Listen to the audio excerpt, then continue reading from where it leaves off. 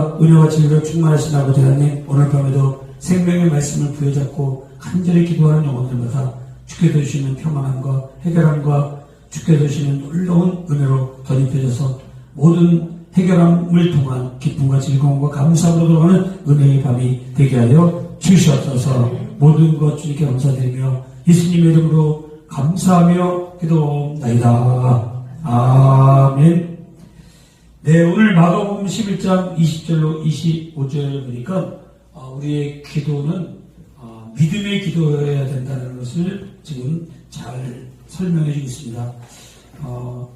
12절부터 보면 그 이튿날 베다니에서 나왔을 때 예수님께서 시작하셔서 그 무화과 나무에 가서 보니까 열매가 없었죠. 그래서 이제부터는 영원토록 사람이 내게서 열매를 따먹지 못하리라, 이런 저주의 말씀을 하시죠. 그런데 무화과 때가 아닌데 열매를 구하셨단 말이죠. 그렇지만 예수님께서는 이 사건을 통해서 분명히 보여주고 싶으셨던 그림이 있었던 거죠. 그런데 이제 그 다음날 아침에 지나갈 때 무화과 나무가 뿌리채 마른 것을 보고 베드로가 뭐라고 얘기합니까? 보소서, 저주하신 무화과 나무가 말랐나이다. 그때 예수님께서 하신 말씀이 이제 오늘 주님이 보여주고 싶었던 그 무화과 나무를 저주하셨던, 무화과 때도 아닌데 아무리 시장하시기로 예수님이신데 나무를 저주해서 뿌리채 말리게 하는 그런 사건하고 맞지가 않죠. 그런데 오늘 예수님의 말씀을 이제 들어보면 그 해답을 우리가 얻을 수가 있는데 22절에 보니까 예수께서 그들에게 대답을 하시되 하나님을 믿어라 그랬어요. 하나님을 믿어라. 예수님의 제자들인데 하나님 잘 믿고 있는 거 아니겠어요? 오늘날도 뭐 신앙생활 잘하고 있는 사람도 많을 텐데 하나님을 믿으라 그랬어요. 여기 하나님을 믿으라 그랬는데 이것을 직역해 보면 하나님을 믿는 믿음을 붙잡아라 이렇게 돼 있어요. 그 원문을 그대로 풀면 여기는 이제 그냥 하나님을 믿으라 이렇게 됐지만 하나님을 믿는 믿음을 뭐하라? 붙잡아라. 그래서 오늘 우리가 하나님을 믿는 것은 과연 무엇인가? 믿음의 기도는 뭔가? 하나님을 믿는 믿음을 붙잡아야 돼요. 나로 하여금 믿어지게 하고 나로 하여금 믿음을 가지고 살게 하는 그 하나님의 역사를 가지고 우리가 기도할 수 있어야 되는 거죠. 하나님을 믿으면서 기도하느냐? 그냥 기도 던져놓고 기도해도 그만이고 안 해도 그만이고 속이라도 풀어보자 하는 그런 기도가 아니라 정말로 하나님을 믿으라 하시는, 하나님을 믿는 믿음을 붙잡으라 라고 하는 그런 말씀을 붙잡고 오늘 우리가 기도하고 있느냐는 거죠. 그 다음에 어떤 믿음의 고백을 해야 되면 누구든지 이 산더러 들려 바다에 던지라 이렇게 말을 하며 그 말하는 것이 그대로 이루어질 줄로 믿고 마음에 의식하지 않으면 그대로 되었어요. 그러니까 지금 무화과 나무가 때가 아닌데 열매를 구하는 사건을 통해서 내가 배고픈데 무화과가 열매가 없어? 너는 저주를 받아. 이렇게 하신 것이 아니라 지금 무화과 나무의 때도 아니고 하지만 예수님께서 말씀하신 대로 이루어졌다는 걸, 그걸 지금 예수님은 보여주고 싶은 거죠. 그냥 단순히 무화과 나무가 열매가 없으니까 그냥 막 뿌리채 말라버려라 이런 저주를 하신 것이 아니라 그런 예수님의 말씀의 능력을 지금 보여주시기 위해서 이 사건이 진행되고 있다는 것을 우리가 알 수 있죠. 그래서 그 말하는 것이 이루어질 줄을 믿고 마음에 의심하지 말라 이렇게 되는데 사실은 이게 순서가 세 가지로 좀 풀어줄 수가 있는데 누구든지 이 산을 들려 바다에 던지우라 라고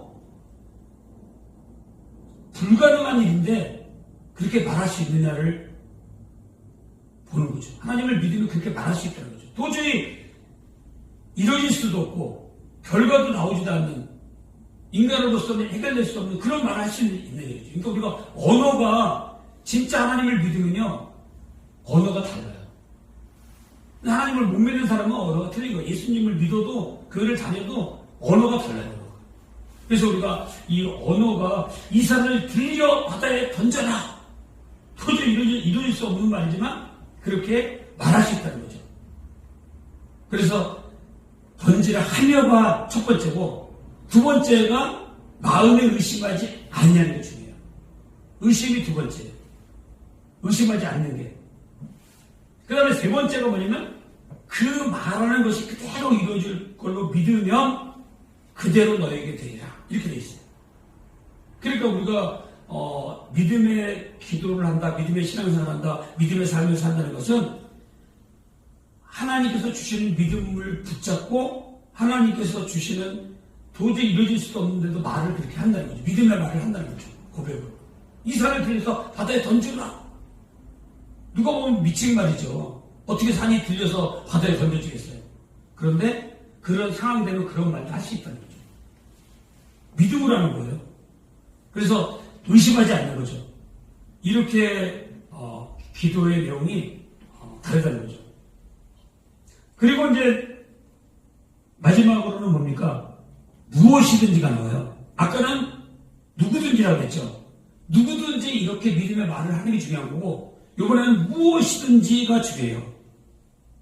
24절에 무엇이든지 기도하고 구하는 것을 어떻게 믿어라? 받은 줄로 믿어라.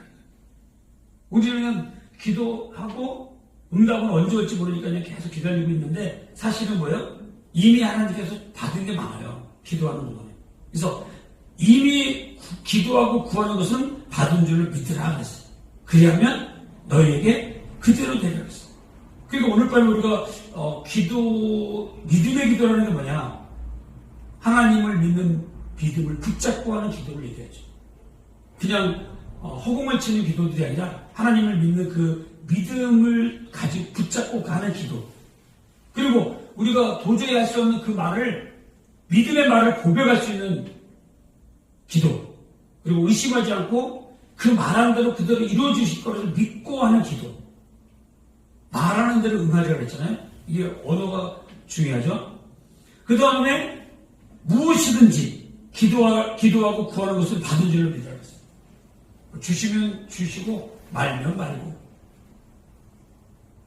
하나님께서 요새 막 여기저기서 채워주시는, 뭐 지금까지도 하나님이 다 채워주시라서 그랬겠지만, 아니 지난주에도 어떤 분이 느닷없이 전화가 와가지고 목사님 그러시더라고요. 왜요? 그랬더니 천안인에 계신 목사님인데 목사님께 와서 공부 좀 하겠습니다. 그리고 목사님이 언어에 대해서 뭐 하시는데 제가 충분히 도울 수 있습니다. 막 그러더라고요. 뭘 도우실 텐데요? 물질을 낼 수 있습니다. 그러더라고요. 와, 그래요? 그래서 네, 한번 다음 주에 만나야겠어요. 그래서 그렇게 하시고, 또 지금 베트남에 가신 여자 목사님이신데 그분이 언젠가는 우리 교회와 우리 그 신학교를 돕겠다. 그렇게 하고 지금 그 베트남에서 사역을 하고 있어요. 사업을 크게 하시는 분인데 그분도 언제는 돕겠다 그랬어요. 그리고 여기 월요일날 히브리어 배우러 오시는 그 여자 목사님이신데 그분도 보니까 그 고백이 그렇더라고요. 다 협력하고 돕고 해서 교회를 지금까지 지탱하고 있다고 하더라고요. 그러니까 기도하는 거, 협력하는 거, 동역하는 거, 이 모두가 하나님의 은혜인 거죠. 그러니까 우리가 하나님을 분명히 믿고 우리가 말하는 대로 이루어질 것을 믿고 기도하고, 기도하는 것은 하나님께서 주실 줄을 믿고 기도하는 게 중요해요. 그러면 언젠가는 그대로 이루어지신다는 거죠. 그리고 이제 마지막으로 하나 더 있는데 28절에 서서 기도할 때 아무에게나 혐오가 있건 서로 용서하라 했어요. 여러분, 믿음의 기도는 결국은 뭐냐면 용서하는 게 중요해요. 용서. 서서 기도할 때죠. 여기서는 뭐 어떤 말이 중요하냐면 아무에게나가 중요해요. 아무에게나. 아까는 누구든지 이런 말 쓰는 게 중요하고 무엇이든지 믿고 기도하면 되는 거고, 이번에는 아무에게나 어떤 사람이든지 용서할 수 없는 사람은 없다는 거죠. 용서라고 하는 것은 울부짖는다, 용서하다, 버리다 이런 뜻인데 다 내려놓는 걸 얘기해요. 내가 그 사람 도저히 용서할 수 없는데 내려놔야 돼요. 그 내려놓고 기도하는 게 하나님의 응답인 거죠. 근데 많은 기도들이 응답을 못 받는 이유가 뭡니까? 용서하지 아니하고 화해하지 아니하고 그냥 내 기도만 막 심쿵하는 거예요. 그런 기도보다는 기도할 때 뭐예요? 아무에게나 그 어떤 사람이라도 걸리는 게 있으면 기도가 안 된다는 거예요. 기도가 막힌다는 거예요. 용서하고 풀고 그리고 기도를 해야 그것이 믿음의 기도라는 거죠. 마태복음 5장에 보면 예물을 제단에 드리다가도 내 형제에게 원망 들을 만한 일이 있으면 원망 들을 만한 일이 생각나거든 그러죠.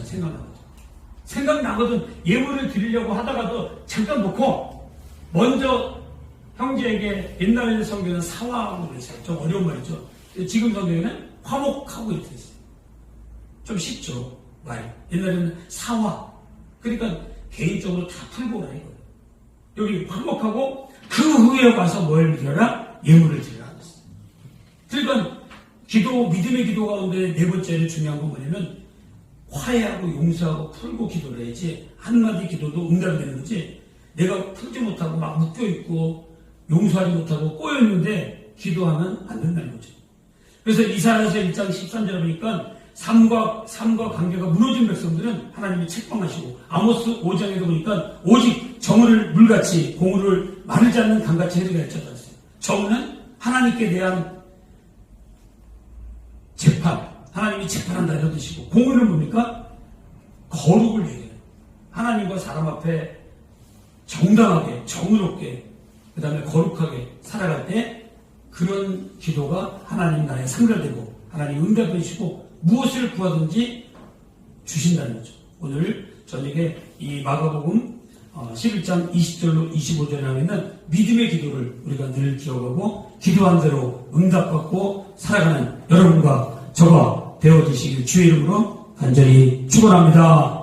은혜와 진리로 충만하신 아버지 하나님, 오늘 밤에 믿음의 기도가 무엇인가 살펴보며 은혜를 나눴습니다. 주신 말씀을 부여잡고 우리가 하나님을 온전히 믿는 믿음을 붙잡고 기도하는 시간이 되게 하여 주시옵소서. 아버지 하나님, 우리가 무엇보다도 하나님께서 누구든지 아버지 무엇이든지 믿음으로 구하는 기도를 응답해 주신다고 했사온데 우리가 간절한 마음으로 믿음으로 하는 기도가 되게 하여 주시옵소서. 우리가 용서하지 못할 사람이 없음을 아무에게나 무슨 혐오가 있든지 서서 기도할 적에 긴박한 마음으로 기도할 때라도 여전히 우리가 용서하지 못한 것, 풀지 못한 것이 있다면 먼저 그것을 먼저 풀고 기도할 수 있는 믿음의 기도가 이 시간이 되게 하여 주시옵소서. 모든 것 주님께 감사드리며 나사렛 예수 그리스도의 그 놀라우신 이름으로 감사하며 기도하옵나이다. 아멘.